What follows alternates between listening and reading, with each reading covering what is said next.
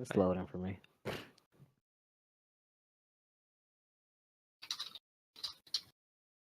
Yeah, nothing yet. Yo, you guys good to go here in a second? Is it all right? Yeah, he's getting it. He should be getting it going. Looks like, yeah, we're live now. All right, cool. All right, we're gonna start then. Okay. We're gonna refresh mine. See if we get that going. Yeah, live. Cool. All right, guys. Good luck. Thanks, Boo. So welcome back. After the short little intermission that we have, had to switch out streamers, but definitely thankful we're able to get one so we can show off this showcase this game that's going on. I definitely want to see a lot more coming from the Torpedoes. I feel like after that wake up call that they got from the Boosted Gorilla Monkeys, they're gonna put on their A game this time. And we do have Champ Select coming out right now, and we do have the Malzahar band and the Articuno, Anivia, I call it Articuno, and of course the MF band coming out as well. So seeing Gerp7, seeing two of his safe picks being banned out right now, but he still has that Lulu, and I see the Syndra band as well, so that's another main that he has. But he still has the Lulu and Orianna that he's comfortable on. Wanting to see what they're going to be able to pick up for the first pick. We're going to have Avaris coming out as the first pick for ADC. Now, I've seen some of his Varus games, and they're very balanced. It's not. I wouldn't say it's a comfort pick for him, but he's definitely knows that champion and can play it well enough to get advantages and leads that he needs. And they give up the Rakan Zaya bot lane. Oh my goodness! I have yet to see Alistar Moody play. Oh my goodness! I can only imagine. I'm ready for it. So little known fact, and I'm pretty sure everybody that's watching knows this. In high elo, Rakan is permabanned, and it's for good reason because that combo synergizes so well. It can destroy bot lanes left and right, no matter what the comp is. So, this is definitely going to be a fight that already goes into the favor of bot lane just by pure champ select. Now, again, it comes down to being able to see what they can do with it. Along with you, I haven't seen Alistar Moody play Rakan, or in his previous games that he has. I haven't seen the Rakan coming out, but I'm guessing he's gotten some practice on it, comfortable enough to pick it into this game. Gonna see what's going on. Has Digital Up ever played Varus before? Oh yeah, I'm sure. I've seen it in his previous games, in the games that he's played in op.gg.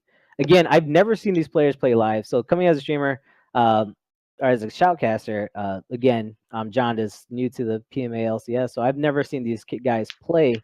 So I'm more of a neutral party, but being able to see these people showcase their skill is definitely exciting.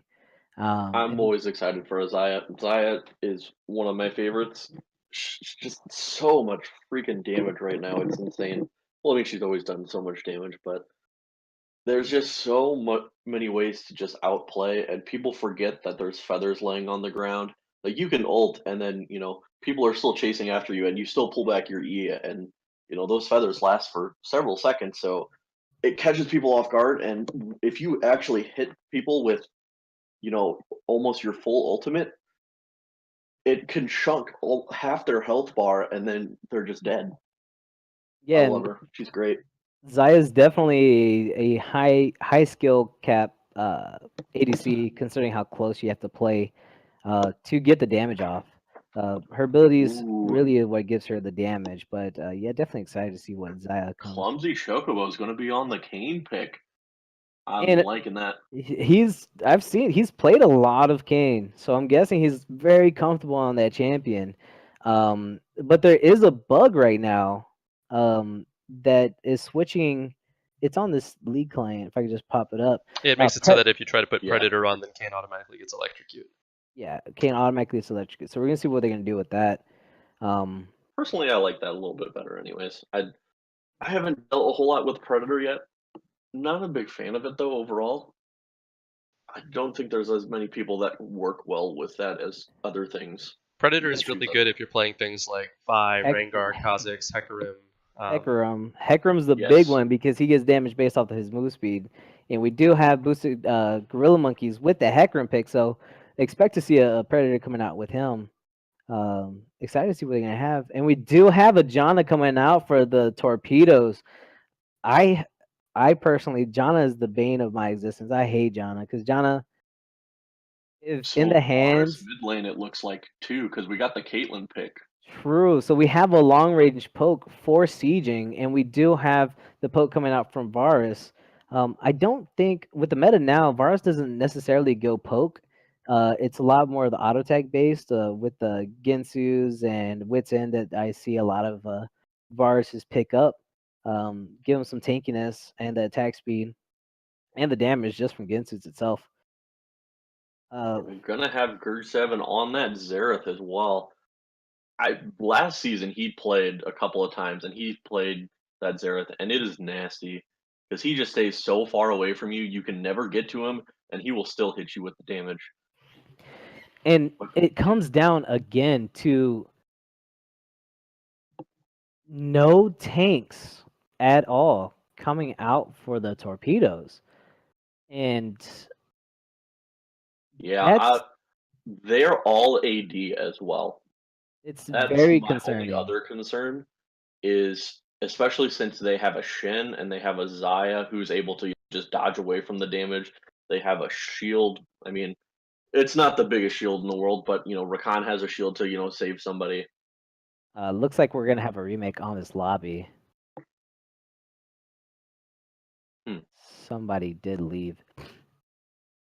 Couldn't change rooms. Okay, so we're just gonna have a quick remake of the lobby. So let's look back at this champ select page really fast then. Yeah, I definitely want to go over more because not having a tank or even a bruiser on your team, and now people can argue, Fjord can go bruiser, which is true, but I feel like Kane's gonna have to be. he's gonna have to go red Kane. I don't see him going blue Kane. There's no way. Not with the comp that they have. Blue Kane would be able to Blue Kane would be able to destroy Xerath and Xayah and Rakan. Okay, but with the Shen shields coming out with the beefy Hecarim that's gonna be fast as all get out. Even if he does burst somebody, I don't see him really taking off with it if he does go blue Kane. So I feel like it's gonna have to be a red Kane. They need some kind of beef on there. It has to be Rost, but on top of that, if you just look at Boosted Gorilla Monkey's comp, they're not trying to let anybody touch them ever. The entire point of their comp is to get Hecarim in a good dive with a Shen ult on top of him, and then just let Xayah and Xerath poke from the back line and just get a ton of kills. And they're going to be able to do that because, like you already said, they don't have any tanks protecting them on the side of the Spanish torpedoes. On top of that, too, Rob is a very notorious control mage player and support mage player, but both of his main mages got banned out there, and it's kind of interesting to see him opt for a Varus instead of something with some AP like a Morgana or even a Karma, something that could help out the squishier targets to survive. So I don't know, just based on champ select alone, it looks like the Spanish torpedoes might have gotten themselves into a bit of a bind. But then again, it is a very snowball-oriented comp, and it scales really well. So if they can hold out in the early game and they surprise everybody, then that Kane, to me at least, I'm a huge Kane player, is maybe one of the best champs at helping snowball a game from like 15 to 25 minutes around that. So we'll see. If Clumsy Chocobo can pull out a good game on him, then that's going to be a big factor. The one pick that I think is a very good addition to what they already have is the Janna. Because if you think about it, yes, Shen has his taunt, Hecarim is going to be running fast at the team. But if Janna can throw a tornado up at the right time, she can stop, a taunt from going in. She can stop a Hecarim from going in. Now, yes, Hecarim's ult is unstoppable, but if she can land, her ult to push, Hecarim or Shen away from them long enough so that Varus ult can go down, Caitlyn can put some traps down to kind of try and keep them off of them, then I think they'll have an easy time with at least trying to get that extra damage in, get that extra couple seconds so they can put those auto attacks in, because until they're going to be able to get enough armor, Caitlyn early, still super strong, and Varus will do a lot of damage. I'm curious to see what kind of build he's going to go with it, if he's still going to try and do Rageblade or not, being mid lane. I would assume he's still going to. It's just such a strong build in terms of damage output right now. I think right now the Spanish Torpedo's entire idea is just to have a higher damage comp and try their best to snowball this early. The only problem with that, like I said, is they don't really have an early game champion on that team. Fiora can hold her own in a 1v1, but Shen is just going to play pretty passively, as he should. And they don't really have any peel on their team either. Like I said, going Red Pain would give them a knockup, but other than the Janna ult and the Qs from Janna, and she's not going to be able to be in every lane, then if Hecarim comes running, there are going to be very few ways for the Spanish Torpedoes to get out of it. I'm interested to see how it goes. It looks like we're in Champ Select now. Yep. Yeah, so we are back in Champ Select. It seems that the bugs and kinks have been fixed. Should be a really quick pick ban phase. But yeah, we can definitely go on and analyze a lot of the what ifs, but it really just comes down to what the players can do with their champions. It could very well be Janna being a god and being able to peel as much as she needs to, so that the Kayn and the Fiora has enough damage or time to also peel and let the Caitlyn and Varus do their thing, and they can shred tanks. So it's going to be all in, not all in per se, but it can go either way. It just depends on how they play it. Now, Adam, I'm curious because you play Kayn a lot. I know you do. I don't know how much you play Hecarim. I have pretty mixed opinions on Hecarim, but go ahead. Go ahead. So what do you think would be the key for each one to win their matchup, or who do you think has like an edge in the matchup, especially early? Early on, Hecarim has an edge in the matchup because Hecarim has more mobility, and Hecarim can get to Kayn's camps before Kayn gets there, and he can camp him. If Fishbaby plays well, he'll invade. But by the same token, though, if Kayn power farms for 10 minutes, and he ends up getting like a 30 or 40 CS lead on Hecarim, which is totally plausible, that's just the speed that Kayn farms at, then it's very possible that he could take the lead there. The big thing with Kayn is just recognizing that the earlier in the game it is, the less orbs you get from engages on other champions. So by that token, the less lucrative it is to go and start ganking a lot as Kayn. So Clumsy Chocobo is really going to have to count on his lanes here to step up, essentially, and make sure that they don't get picked off or feed too early. Because if he does get to wait until that 10-minute mark and he's already got a good 100 CS, which is possible on Kayn, then he'll have a good couple items and it'll only take him a couple engages to get that evolve, at which point he can easily 2v3 or 1v2, whatever it's going to take, because the Demon form on Kayn is so oppressive if you get that Duskblade and Warrior enchant early. So yeah, I think he beats the Hecarim after he waits. But that's the thing. He has to get through his initial level 3 clear safely. And with Gurg on that Xerath, he's going to have a lot of ways to get assistance from different areas of the map with the Shen ult as well as time goes on. So we'll have to see. I think if we can like move into this phase of the early cast, I would go ahead and predict, just based off of comp, that Boosted Gorilla Monkeys has a really good chance at winning this game. But again, if any one of these lanes, specifically the Fiora, ends up popping off, or even Rob on the Varus, if he ends up taking control of the Xerath lane, which isn't impossible, because Xerath doesn't have any more mobility than Varus does, then we might be looking at a pretty cool kind of comeback there. But we'll see. And, I do want to note. Oh, okay, so they did swap out. Okay, I just wanted to make sure that Rob was definitely going to take that Varus. It would have been the better pick mid. It's just whenever he picked that Caitlyn, very confused. Digital Love too. He's a very strong laner. I had him on my team last split. He has a very good understanding of damage thresholds for the champions that he plays. What I mean by that is he knows pretty clearly when he's able to go in for an exchange and when he's going to come out on top of it. And having a Janna with a Caitlyn is very strong, very strong. Rakan and Xayah is strong, obviously, because of the inherent synergy between the two, but the Janna shield on top of Caitlyn almost always provides a winning trade if they play it correctly. So it's possible that bot lane could step up ahead, at least in CS in the early game if they play it correctly. One thing I want to kind of see from him is he was doing that really well early, was getting those damage trades in. I mean, he was playing Draven, so that's inherently what he's going to do. But by pushing that advantage and trying to get damage in on them, he fell way behind in farm. Like, it was like 60 to 30 CS. So this game, Caitlyn being a little bit longer range, I think will definitely help. So he'll still be able to do that poke. But I think one of his keys is definitely going to be making sure that he's staying up in farm, because Caitlyn needs to get that early advantage. She can still poke out, but she's still got to get those early items to keep up in damage or out damage, the Xayah early, because later Xayah with her W being able to give that extra attack speed, and then if she can just land a couple feathers, she'll just destroy the Caitlyn in like a 1v1 matchup. And with Rakan there, able with the knock-up and everything and shielding Xayah, it's kind of scary. But yeah, the early pressure would definitely be with the Caitlyn, and having a Janna for that extra shield and attack damage is definitely going to help. So hopefully they can push the lane while still being able to farm up and everything and play safe until that point where they can maybe get a Kayn gank or get a Fiora TP bot, and they can maybe get an extra kill there and push for like Dragon or whatnot, or first tower. So who do you think, Jaundice, has the edge just based on champ select summoner spells alone?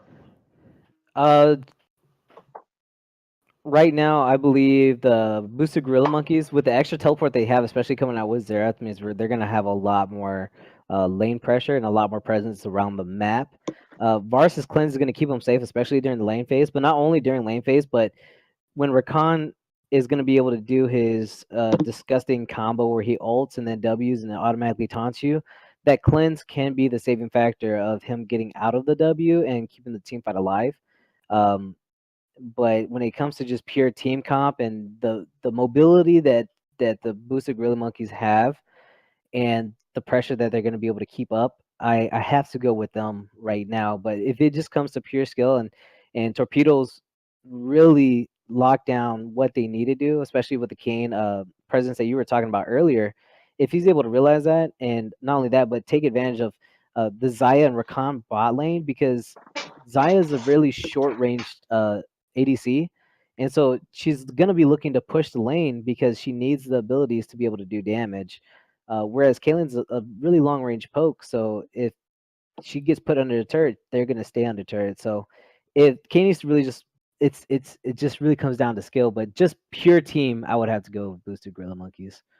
Summer spells and everything alike, they just have so much pressure and mobility on that team alone. It's going to be ridiculous. What about you, Opie? Who's your early pick? While I definitely like boosted Gorilla Monkeys comp a little bit better, I'm gonna go with the Torpedoes, simply on the fact that if they can get an early advantage, they do have decent peel with a Janna to try and keep their carries alive. My biggest worry, like I think they can come out with it, because all they have to do is just get snowballing, and then they can just take everything. Because like if Kayn gets ahead, Fiora gets ahead, just the damage that'll come in is insane. And a Janna with protecting a Varus and a Caitlyn, even with Ardent Sensor not being changed and not being as great as it used to be, it's still a strong item with 280 carries on their team. So I'm going to give it to them for that reason, and just hope they can push that early advantage that they need. Yeah, I think if Clumsy Chocobo has any true idea of what he's doing, he's definitely going to want to focus on that mid and top lane as early as possible. Yeah, and so we have the same exact top lane that we did from last game. So we'll see if they've both kind of learned from what the matchup is. Like, Shen might be able to realize now that he can get a little bit more pressure in. especially early, pre-6 and everything. See if he can actually get that early pressure, maybe even turn it into a kill. I think he could have done it a couple times last game, but he played pretty safe. I think he did a good thing, and I feel like he was always looking around the map, trying not to fight his top lane, so that way he can play safe and keep an eye, so he can always ult. But if he adds a little more pressure, shuts down the Fiora, his lane will just escalate out of control. It's really going to be interesting to see. The Fiora actually has pressed the attack while the Shen took grasp of the Undying. It'll be nice to see how those trades end up going in terms of the numbers once they're at around even level, because those are both really good for 1v1ing, so we'll have to check that out. Pretty standard start here. The pressing attack, and I don't mean to interrupt you, the pressing attack does how much extra damage? 12% after 3 attacks, or 10%? Let me check for you. Something like that. It's 30 to 120 adaptive damage, and then it increases. The boosted Gorilla Monkeys won for game 1, by the way, C-Man. It Spoiler increases by alert. 12%. Yes. 12%. Okay, perfect. So pretty standard start here for the Kayn, starting Raptors, heading to red. Expect him to hit level 3 a little bit earlier than the Hecarim, probably.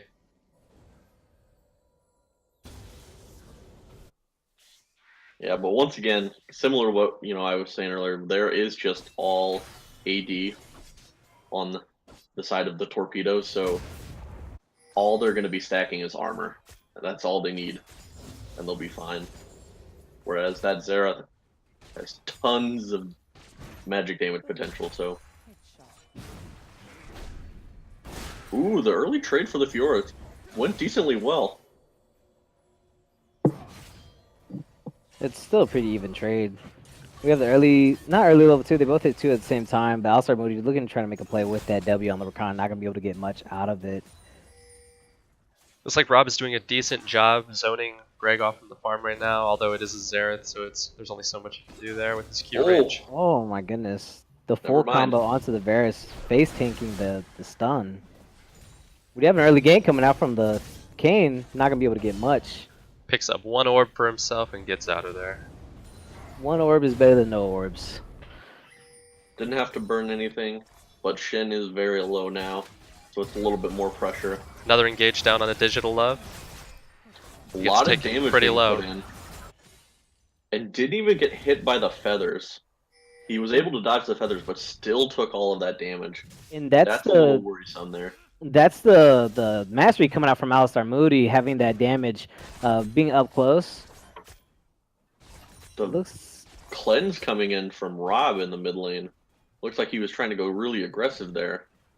Now this is going to be a telling moment because Greg has exhausted his mana resources for the most part here. Looking to see. I guess Chocobo decided better of what he was thinking about doing there. Instead going for an engage on top. Ooh, he would have been able to be seen, so they should know that he's in the top lane now. He popped his Umbral Trespass a little too early. Mm-hmm. Ghosting into mid lane here. It's Fish Baby bot. There's still a flash available on Rob, and they do have a ward there to see his engage. So they knew he was there. Maybe a miscommunication there between Greg and Fish Baby. He popped his ghost and didn't actually end up getting anything out of it, even though they knew that there wasn't any vision. Whew. That extra damage, really. Now this could be really, really interesting if Fish Baby doesn't realize the Kayn's there.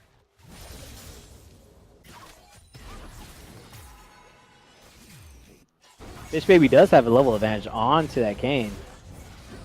Ooh, top lane. In the top lane. Debrosius taken really low, flashes down. And he's out of there. Available.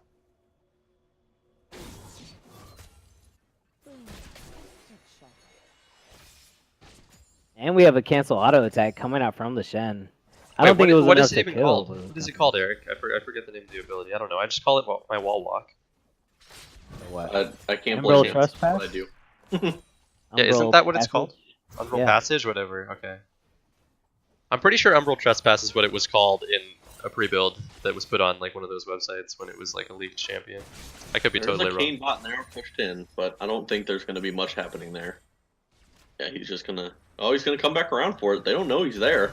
Yeah, this would be the best time for him to engage before the Xayah has ult. Then Definitely. we have a Rakan going in with the W. You're not gonna be able to have that for the disengage. Oh, the extended shield jump back from Rakan. That synergy is really kicking in. You have to respect the synergy that those characters have innately. That extended jump that he has definitely helps out. Rob being brought down low by the Xerath Q. Hecarim looking to, again, mid lane. He doesn't have Ghost though. He's gonna have to be very careful when it comes to these fights. Oh, he hit it! We have a. Hit the stun! Are we gonna have a first blood coming out? And dodges the third one. Nice. Greg just a little impatient there with that third shot.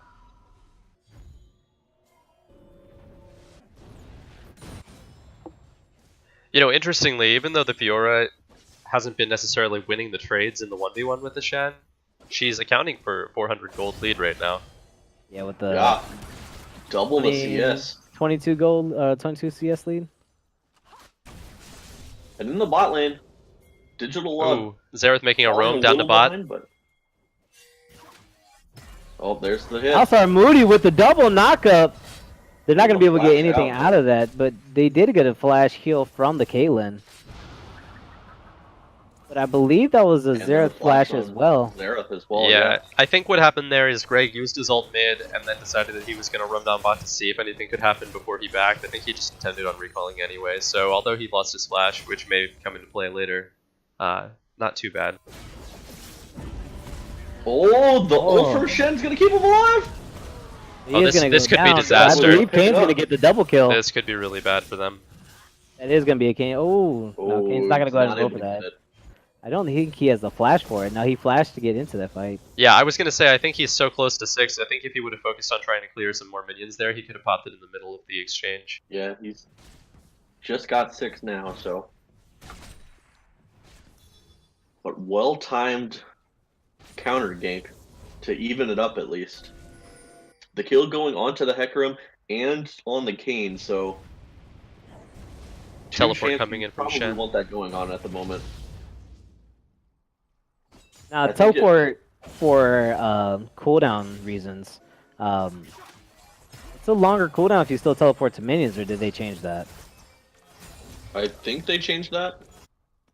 I don't know. You tell me, chat. I only play with heal and flash because I made 80 carry. Yeah, we've got Eric in the chat. He's a top laner. What do you do, Eric? What does teleport do? It's a 4-point challenge of things. Maybe I take custom. Okay, so no, they got rid of it to where if you don't have to. Oh, he parries early, but he's still trading really well. He ults down. He's gonna be able to pick up that kill. He's not gonna be able to pull it off. Can he get the one more dash? He's gonna be able to get that bonus move speed that he has. Got it, but he's not gonna get the heal. Meanwhile, in the He mid lane, could Rob is disengage gonna go this. down. There is a 6 from Kane, so he can pick up a kill on this Rakan at least. So they trade that back 1 for 1.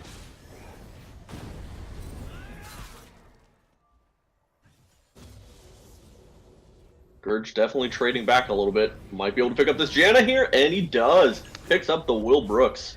Can't The walk one last straight few. against somebody with a straight skill shot. Especially with the kind of range that Xerath has. Yeah, I think that Will must have. I don't know. He should have Must predicted thought he that, was out of honestly. range. Once again, Greg is sitting manaless. Obviously, Xerath passive helps that a little bit. But it's going to be a little bit of a passive wave clear here and probably a recall. You know what, though? Early game as it is, the fact that Boosted Gorilla Monkeys are only up about 500 gold right now bodes well for the Spanish Torpedo's chances, especially since 2 kills are on the Kane. I'll say it again, once the game gets toward the 15 to 25 minute mark, we're going to see that Kane making a huge difference.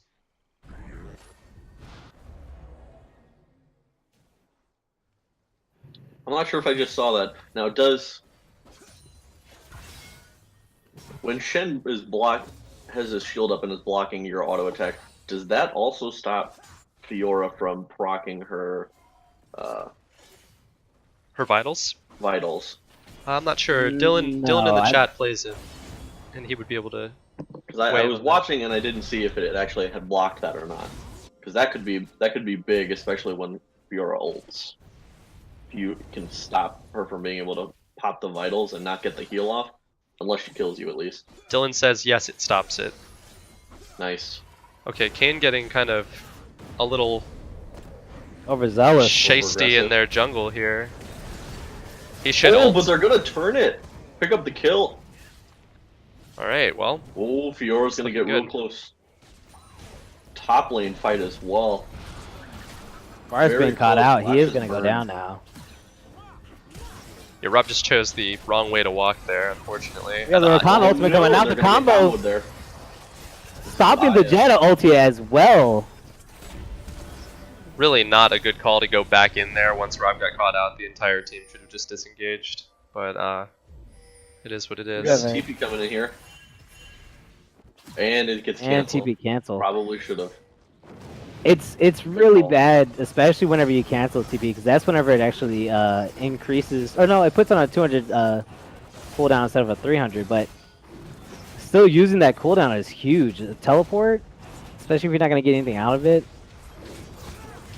Yeah, and I don't necessarily disagree with the idea that they were still fighting there because they are still really strong, but where they were fighting was the biggest problem and how they were fighting. They were balled up for a Rakan and a Xayah. Rakan W's in, hits both of them with the W and his ult, which means they're locked up for a good several seconds. And then Xayah able to just ult over the top of that and stun them, hit them both with all of those feathers. So much damage comes in. Something really important to note right now is to look at the map. The entire blue team has 2 wards on the entire map, but look at the ward coverage by the red team. It's covered for Dragon because that was the objective they were going to be looking for. So definitely a lot more objective-based wards coming out for the red team. But yeah, definitely agree with the blue team. All they have really is just one ward they just put on Dragon, and then other than that, just wards going into the lane. They don't have anything to see the jungler roaming or spot him out. So there's no real extra information being given to the blue team about where This could be really bad. A little bit of a late reaction there Ooh. from the Will Brooks. Okay, Caitlyn nearly taken out there. And so, like I was saying, we see a blue Kane coming out on their side. It's not going to be a Ross. I think that, honestly, without being hypercritical of my brothers, Julio signed the Spanish Torpedo's death sentence by not going Rost there. 100%. They needed that. And the thing is, even though you don't go blue Kane, yeah, you don't get the super high burst, but Ross does a lot of damage. Yeah, I would actually argue that Rost does more damage because he can stay in a fight longer. But yeah, it's a lot more sustained damage. It's not burst at that point, but it's a lot more sustained damage. I can understand why he would want to do it because I think his whole idea is if he can like get in there and take out Xayah or the Xerath, then he can essentially help his team win a fight. Like he can try and win a team fight by just taking one of them out right away. the problem there, though, is the Shen ult exists and the Xayah ult is self-heal, Exactly. so Exactly. there are so many ways that could just go wrong. Well, all I was thinking there in that exchange that happened down toward this side of the river was if they were Red Kane, they might have been able to take that 3v3, but sure enough, he goes back and turns Blue Kane. Because I mean, if you look at it, and if he's able to take out, if he's able to take out Piper, or if he's able to take out Gurge, then that's essentially them winning a fight right there. Like that's the difference between them winning. But they have so many options. They have Alistar and Moody playing, the Peel, Rakan. They have a Shen to come in. They have so many options available at the moment. The Spanish Torpedoes do not win this fight here.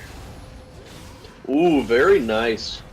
John ult from the Will Brooks. Although, Hecarim gets taken down. Just overstaying, especially with the Varus there, not respecting the Varus damage. Wow. Oh, that's not a good place for you, Rob, though. Yeah. The Aerie picking up the kill for the Xerath. Okay, and Julio finds himself in a silly He has his situation. Q. Yeah, he has his Q. He'll be able to get out of that situation. We do have Shen coming up behind, too. I don't know if he's waiting for... Oh, no, he's on his side. Okay. The Shen definitely is. Oh, they're coming after the Shen here. Just not gonna be enough damage yet. Yeah, it never will be either. Although they are popping that top lane. They have a Hecarim and a Xayah coming up the river. They cannot Meanwhile, stay. Tier 2 getting They get the taken tower, in mid but they're lane. gonna die. Hecarim coming in for the cleanup. Is he gonna be able to pick up any kind of Oh, kills they here? might be able to pick up the Hecarim real quick. They do pick up the Hecarim, but Xayah's coming in. Definitely a misplaced just need to ulti get by out the there. Xayah. Xayah definitely could have cleaned that up had her ulti been in a different position. Wow, this is an absolute clown fiesta, boys. This is just not a well-played game at all. This is 100% Fiesta. Oh, With the ultimate coming out for Rakan, missing the Varus. I really want a clip reel of like all the misplays from this game. I guarantee you it would be like 10 minutes long. What's that chicken song? The when they're running around? That's that'd be perfect great right now. But yeah, just multiple fights where, for instance, Hecarim just diving in too deep by himself, not able to either do the damage or tank it up enough quite yet. And he gets taken, like, you see him dive 4 people. Yes, they were all super low. But we saw Clumsy Chocobo played that really well. He did. What did we ever decide that ability was called? His wall riding. Umbral Passage. Yeah. I can just click on him right now. He did that right as Hecarim ulted in, and was able to gain some health there and avoid most of the damage. Yes, Dylan, I already chastised him. He is, in fact, Assassin Kane into the worst matchup possible. Okay, so okay, let's talk about that after Ooh, the lots fight. of damage coming in from the Xayah. Xayah's gonna go down. So is Rakan. Okay, real mistime on the Kane ult there. Just really... Ulting an almost dead person is not the way to live under a turret. Getting an early cleanse from Rob, that's very questionable. He's not going to have that next time. Okay, Hecarim's coming in. But it might just be another one of these situations where he gives up kills. Ooh, and he does. Very nice play from Dobrosius there. Able to pick up the kill there. A nice dodge by Rob. He needs to keep on walking though so he can actually get clear of that Xerath Q range. So I just find it funny, both mid laners have a long range Q that gets longer the longer you channel it and slows you while you're using it. So they're both just trying to play chicken to see who's going to go where. Now this looks like an Infernal Drake that red team kind of has the pressure on. It's not saying that Kane couldn't seal it. Back. But there's 4 but he there. is probably dead here. He's going to get exploded. Is he going to be able to take out that Xerath in time though? No, definitely He not. does not have his ult up. Otherwise he might have been able to do it. Yeah, had he not used his ult earlier, he definitely would have been able to take out that Xerath with the refresh on his Q. Yeah, and you know what? This is something that the Boosted Gorilla Monkeys are going to have to look at after they watch the VOD back from this game. But just, you know, Max is a great player, but when your team is as ahead as the Boosted Gorilla Monkeys have kind of been, having the chokehold on this game the whole time, as Hecarim, there's no excuse for your jungler having 6 of your 9 deaths. When the rest of your lanes have already been setting up plays so well for themselves, I think that he just needs to show a little bit more patience. And they won't be in these contested situations as often. I think the gold lead could very easily be a couple K higher than it is right now. And another big thing to note, and being an avid jungler myself, when you're behind, don't go damage. That's the last thing you want to do. And Hecarim had no kills under his belt whenever he built the warrior enchant on his jungle item.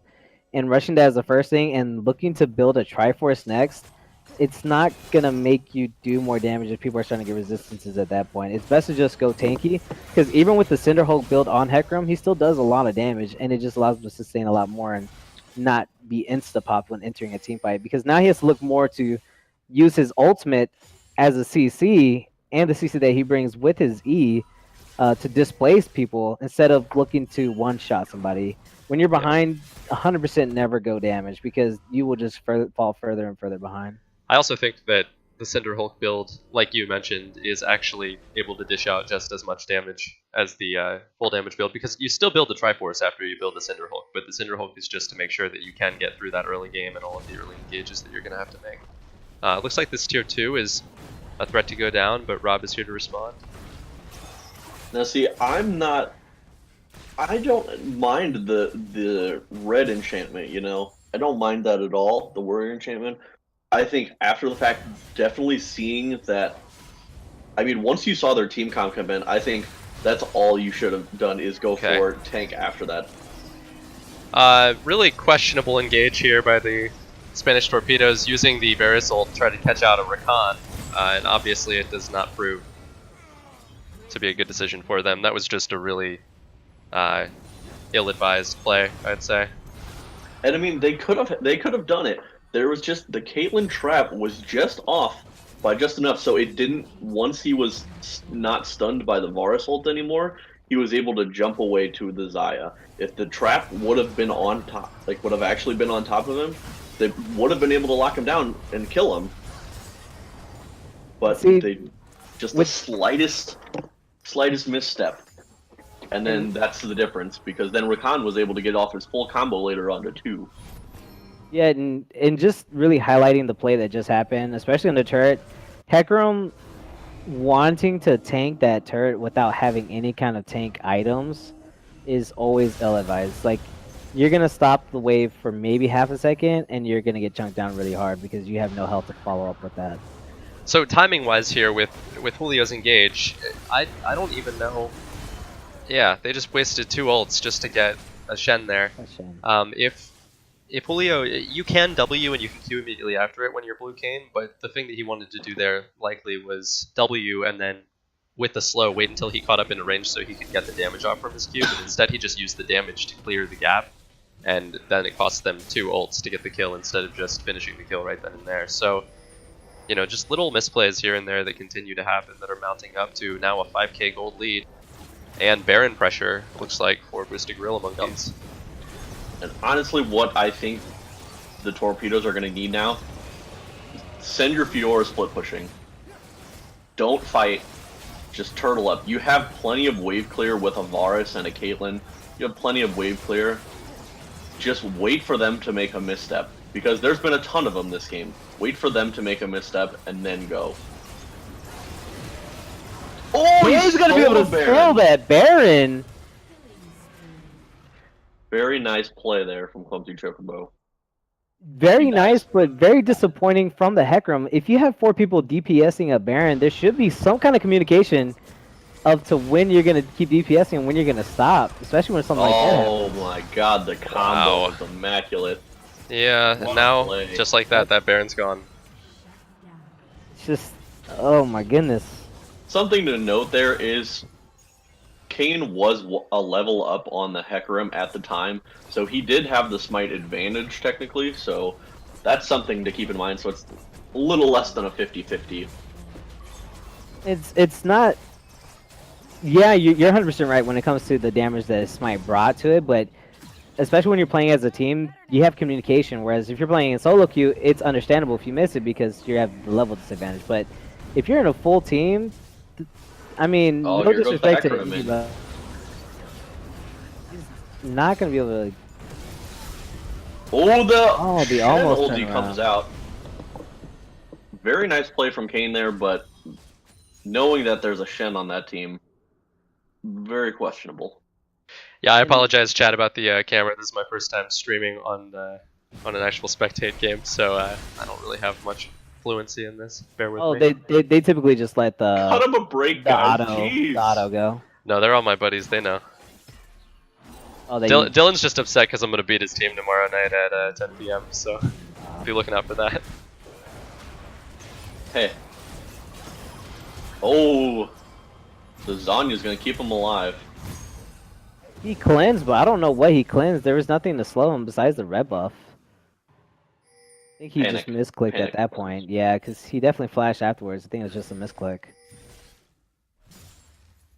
You know, honestly, at this point in the game, sometimes I would take a moment and try to address what Spanish Torpedoes could do to get back into this game. But like I said earlier, really it was Red Kayn. They needed to pick Rost if they wanted a chance to be in this game, and I think 100%. That they really gave that up. And that was, I mean, honestly, the biggest thing that we were notating, because of course not having any tanks, but Rost brings so much CC and sustain to his team that it's so huge that once you go blue cane, because I feel like since he got the early kills, he felt the pressure to have to carry the team, and with that pressure, he just went blue cane to try to carry beyond what actually was needed. I think honestly it might have been impatience because he probably went back and the evolve that he was given was the blue cane, and when you get one evolve you have to wait another 4 minutes before you can choose the other one. So I think maybe in his head he thought that he didn't have 4 minutes to wait. He needed to get some sort of power spike right then and there, and while I understand that, honestly it's a big patience game with Kayn. You have to just wait until you get that power and then you can go in for big engages, but yeah, especially in a vibes environment. Doing that at the time, in that because he was at that time he was doing really well. He had gotten a couple kills. He was actually doing a ton of damage to their team, and so he was trying to just probably just hoping to amplify the damage that he was doing.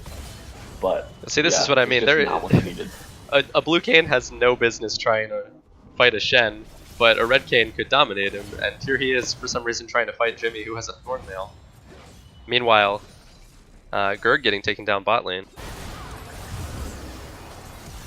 Big Xyle coming out, gonna be able to get them back onto the map.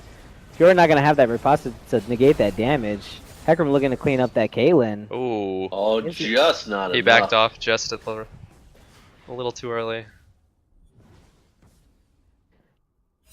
One big thing I want to say is with the Wilbrooks, he just now got the Ardent Center. With 280 carries on your team, and even, you know, having Fiora and Kayn on your team, I would have definitely thought you would have wanted to rush that Ardent Center as soon as possible. Not even upgrade your boots to set like upgraded boots. Just get straight into the Ardent Center in that case, because that's what you're looking for. Just give them the damage over there and the sustain and everything. You know, I don't think Talisman was necessary. No, I mean, you're looking to just kite out their comp, like, and move back. You're not. I feel like that's more of if you need to chase them down. Like that would be what something Rakan could have gone for if he's trying to chase you down your team. Yeah, Kayn is gonna go down again. Or is gonna pick up the Shen. Do know that Shen did miss flash. He was trying to flash over the wall and actually. Oh, look at the damage though. Now, by no means do I think that Orosius has played a bad game. I think he did very well. He's ahead in farm, obviously. His KDA doesn't look bad when you look at the scope of it. But I don't know what his champ pool is. Honestly, something like a Maokai, something that has a little disengage, some tankiness would have been really, really helpful to get this team back in the game right now. But unfortunately, when you have a bunch of squishy damage dealers, and you have a Xerath on the other team that's now 7, 1, and 11, you're really going to struggle to get anywhere near a fight without getting blown up. Yeah, and it's a different element whenever you're playing as a team versus playing solo queue. And whenever I say that, it's more so thinking about the comp, the team as a whole, instead of thinking about just your lane. I think with Jimmy being able to pick up these tank top laners, it definitely gives this team a lot more versatility in how they play their comps. We do have an engage coming out, and not really much going to come down, but we do have Xayah going to just go ahead and shred that Varus. It looks like they're just going to go ahead and push for the win. Yeah, I really have to wonder what Julio continues to think is going to happen by him going in on Shen in 1v1s. He's done it now 3 times in a row. I'm not sure what he's trying to get out of it. I feel like at this point, it's not so much trying to get anything. I kind of feel like he feels like things are hopeless, so he's just kind of doing whatever he wants. There on that stun from Xerath. Very nice. Yeah, well, once again, this is week 1 of the PMA LCS. A lot of these teams are really just getting their first taste of how they're playing in a vibes environment, so there's not much you can take from it other than that. But great game by the Boosted Gorilla Monkeys. Really took hold of it early and carried it through as best they could.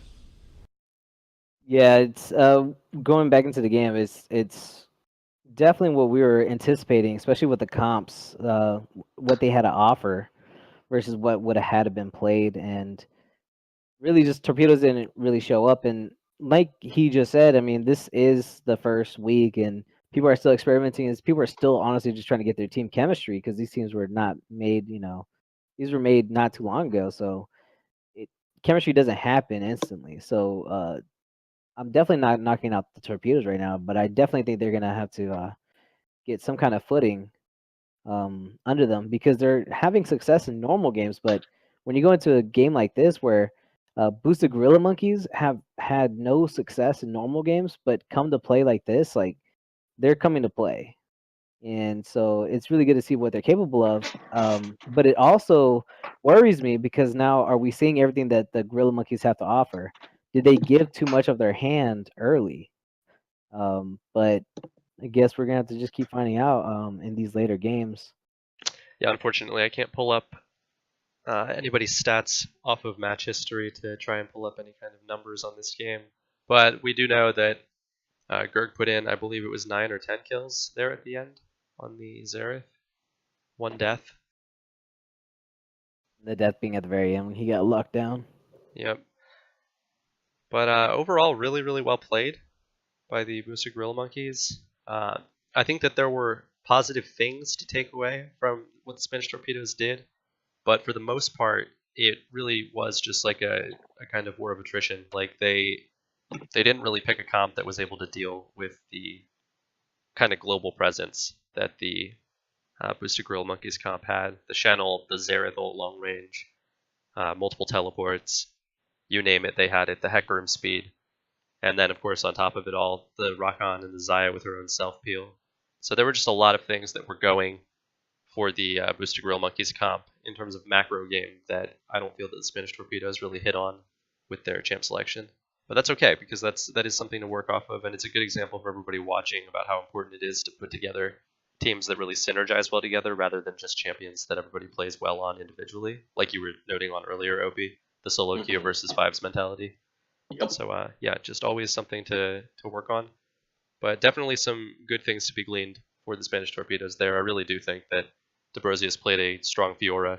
I just don't think that it was fit for the matchup necessarily.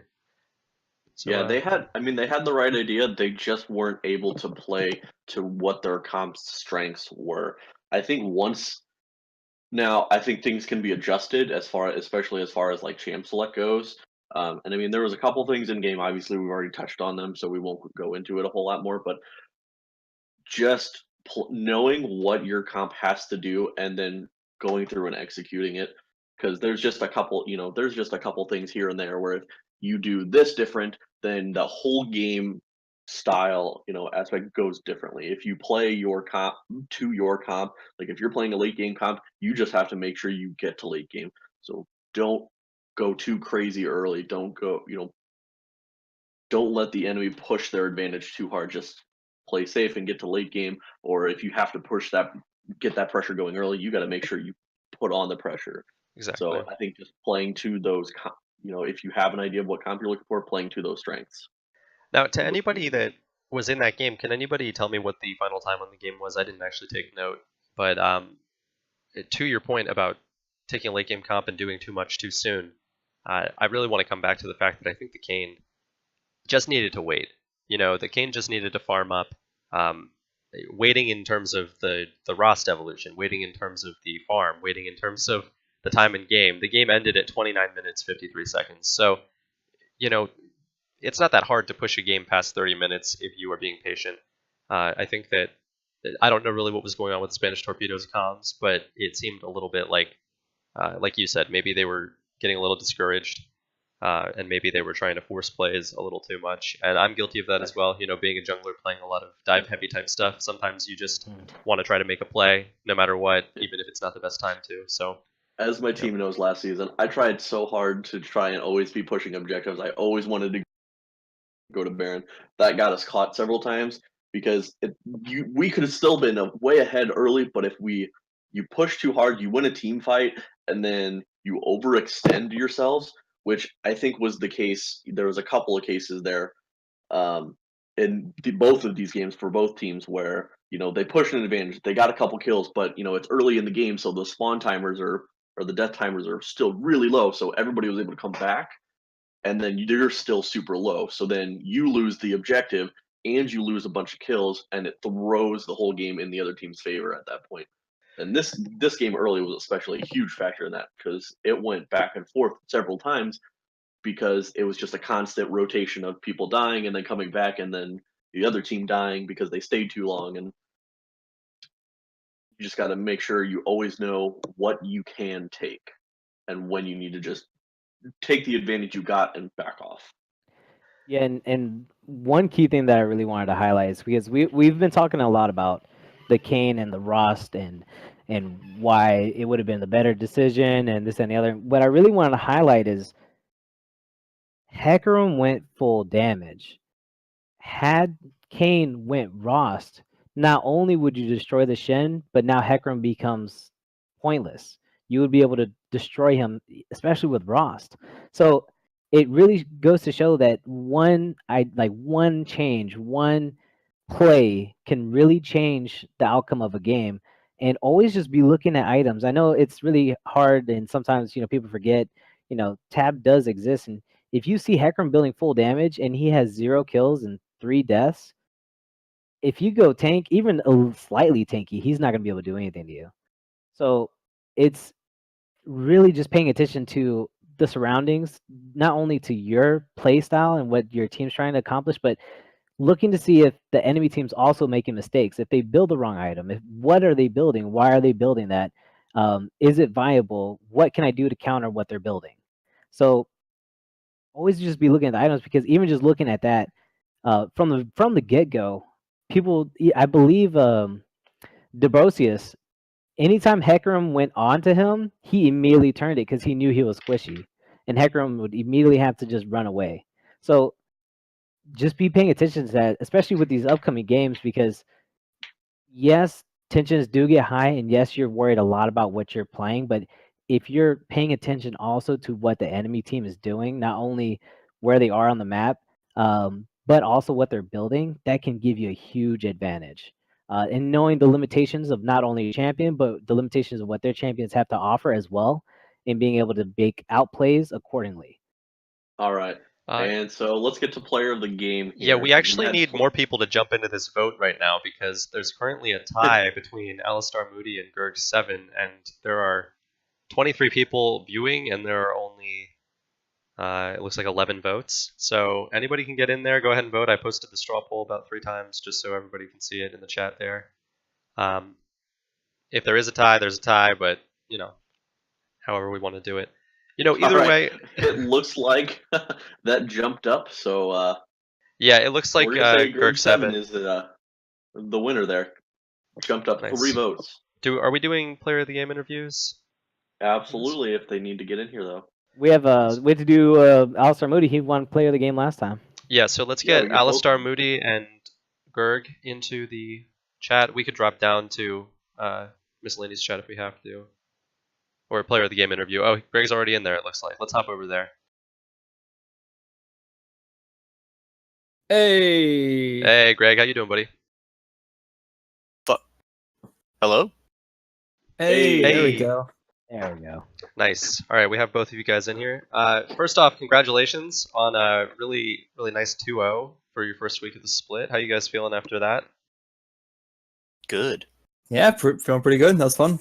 So I just want to ask a little bit, in terms of your pick ban, that was something we really highlighted in the champ select there, was that you guys seemed like you had a really, really good idea of what you wanted out of your comp. How much have you guys done in terms of working toward some sort of cooperative ideas in your comps, or was that all just kind of comfort picks that happen to work well together? Kind of talk me through that.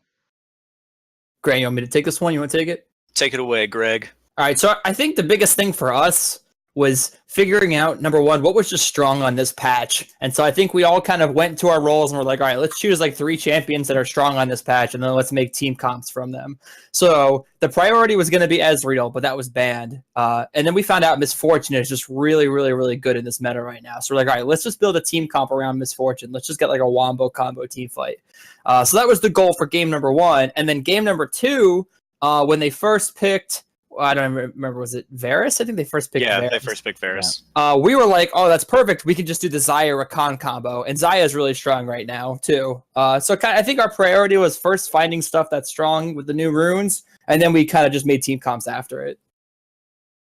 All right, that's awesome. I noted during the game that it seemed like you guys had a really nice, especially the second game, a really good global comp with your your speed all around the map with the fact that Zaya self peels, that she had Rock on the end, Hecarim, the Shen ult, 2 teleports, the Xerath ult, all of it. Like, you guys had so many ways to get 3 different people's damage into one lane at any given time. It was really nice to see. Really cool coordination there, really good comp. On the flip side, what did you guys think of Spanish Torpedo's draft? And while you guys were talking through it, you kind of briefly touched on it. How was that going while you guys were trying to choose what you were doing? I can take this one at least from bottom lane. It felt like they were trying to make a win condition off of a bot lane, but I don't know. It just didn't feel like the right lane to play through. I haven't seen Will and was it Digital Love? Yes. Yeah, I haven't seen them play as a bot lane before, but I don't know how good their synergy was. And picking an overly aggressive bot lane like Draven, Leona just didn't seem to fit when you're playing into, I guess, 2 higher rated in or synergize. I don't know, but Piper and I have been playing together for a long time, so that's how it worked for us. And then I don't remember what they did in the other lanes. I just kind of did my own thing. No, that's awesome. That totally works. You guys obviously played it well. I've got one kind of last one here, and then I'll toss it up to my other dudes. Being that this is preseason, new runes are out, pretty exciting changes. Like you said, you guys were trying to address champions that are kind of strong right now. Since we have a mid laner and a support here, could you guys each just briefly kind of touch on your roles and how you feel that they're playing right now in the preseason, and what's strong on them, what changes have to be made to the playstyle, etc.? Bro, Malzahar is cancer. That's Malzahar is just like, if you have the option to get Malzahar, you just get him and then you win the lane. It doesn't really matter who you're going against. But I think right now mid lane's kind of weird because I was doing Electrocute and Comet on like Lux and Xerath and stuff, but Aerie is just so good. It's so strong right now, and I think it's going to get nerfed. So mid lane is kind of like either you play mages and just spam Aerie, or you are an AD assassin and you kill someone pre-6.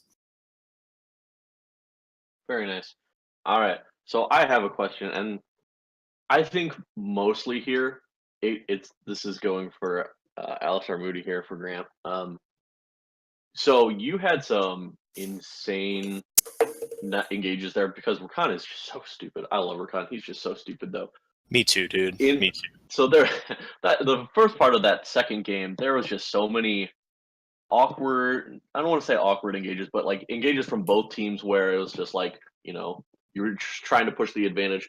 Who or how are you making the calls to like go back in and engage, or who is making the call, or is it just kind of like a judgment on each person's, behalf? Well, I got to give props to Greg. Greg does a lot of the shot calling in game, but if I see something, I'm just like, hey, I can do this. Should I do this? And Greg's like, yeah, do it. And then I just do it because I'm just a boosted gorilla monkey, and Greg is my brain.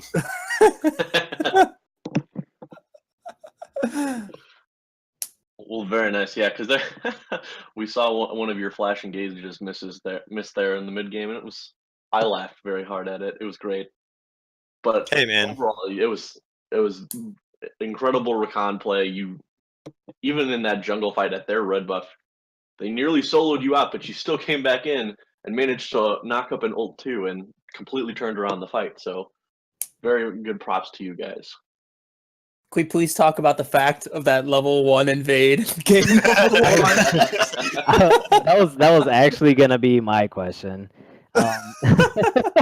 So before we actually get to that level 1 invade, going into this, I do a lot of research, especially on both the teams, because this is my first time seeing both teams play, and doing a lot of research and seeing you guys play as a team in just normals, and whenever you guys are like pulled together, trying to get synergized, you guys lost a lot of games together. My question is, what was really the mentality that you had coming into game 1? Knowing that you had all these past failures, was it just reset, rewind? Every game's a different game. What was really the mindset that you guys had going into this game? Honestly, I don't even think we even thought about that at all. I think we all have confidence in each other, and that's something I really like about our team. Is we all know, okay, everyone's gonna do their part. All that really matters is us coming together and playing the team well. And I don't think there's any point at all where we even like through our normal game losses or anything where any of us got tilted. I think we're all just having a lot of fun with it. And even if we have like a horrible loss, we just like playing with each other, and I think that's a kind of carries us through. And so going into this game, I think we were just trying to have some fun, get a win and have a good time, and kind of worked out. Yeah, I also have a response to that. So we have in our chat, or I linked it before, but I linked Africa by Toto. So that we could all get really hyped up because we are the boosted gorilla monkeys. True motivation. Yeah, definitely. But also, I think we just went into the mindset of, or I went into the mindset of, I'm going to cuck some kids. And there we go. I delivered just to myself. It's the best way to play, man. Definitely, that's a great mindset to have. Just especially when you're just having fun, because everybody tends to make a lot more plays, especially as a team. If you go into every game with the mentality of just let's just do what we do best and take whatever out of it. So it definitely showed in the confidence that you had in game one.